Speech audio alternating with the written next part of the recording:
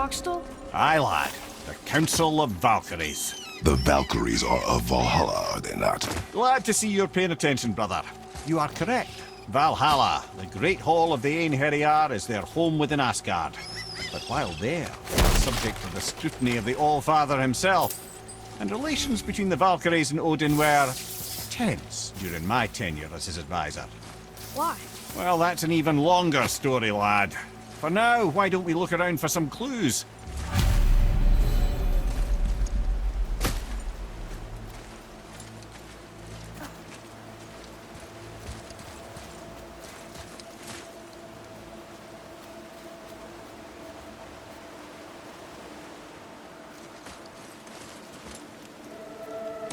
Try placing one of the Valkyrie helms on a throne. Whoa, you're back. Man, who is she? Gunnar, Mistress of War. After any conflict, big or small, she would be first on the scene, sussing out the worthy spirits for a free trip to Valhalla. A gruesome task, but she took great pride in it. Any conflict.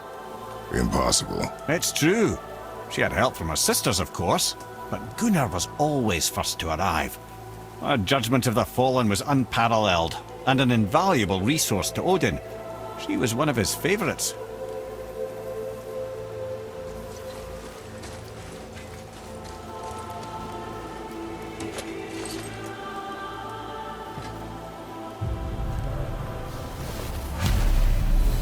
Ah, Gondul. Beautiful Gondul. And? Huh? That's it? Beautiful Gondul? No story or anything? Oh, sorry, lad. The sight of Gondul always took my breath away. Gondul had a silver tongue, a sharp wit, and struck a figure so stunning it literally drove men insane. Odin forbid her from setting foot in Midgard after a time, as insanity is not a welcome trait in Valhalla.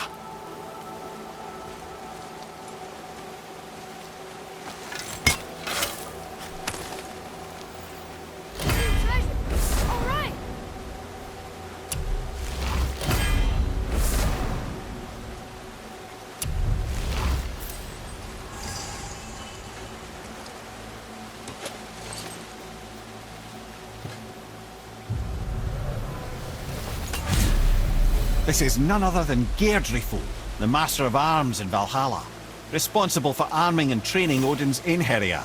His what? His army come Ragnarok. The entire reason Valhalla exists, you see. The Einherjar wait in the Great Hall endlessly, feasting, drinking, and fornicating themselves silly.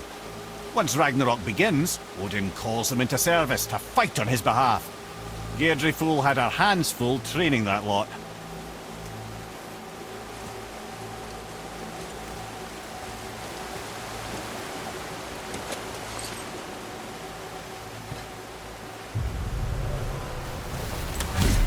This, my friends, is Kara.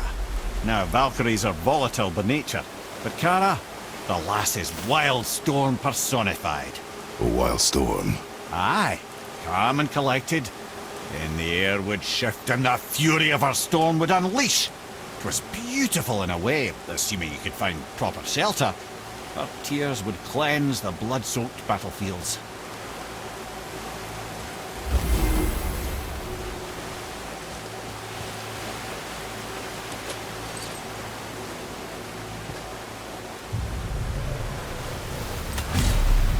This is Rota, a chooser of the slain. I thought all the Valkyrie did that. Not exactly, lad. Although that is what they're most famous for, and by far their greatest responsibility.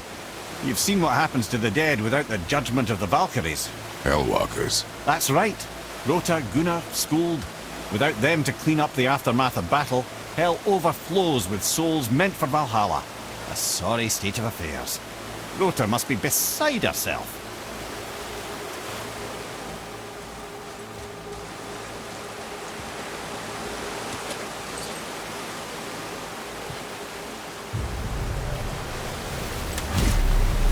Ah, here we have Air, the healer. A Valkyrie healer? Strange. Air was strange, as a matter of fact. Very quiet, very calm. Where her sisters were violent rapids, Air was a gentle stream. She healed the wounds of both mortals and gods, and even a certain all-knowing sage who once drank too much and fell off a mountain. Not my proudest moment.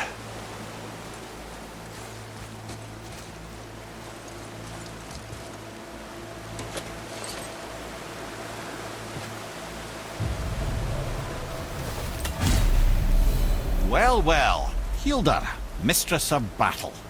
She and Odin got on quite well, actually. Her and the other Valkyries, not so much.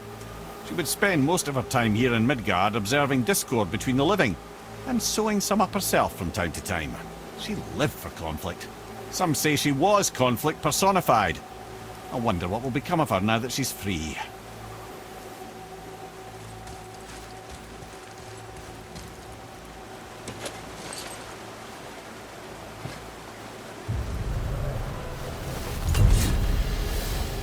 Olrun, once the daughter of a powerful chieftain. She fell defending him during a Reaver attack.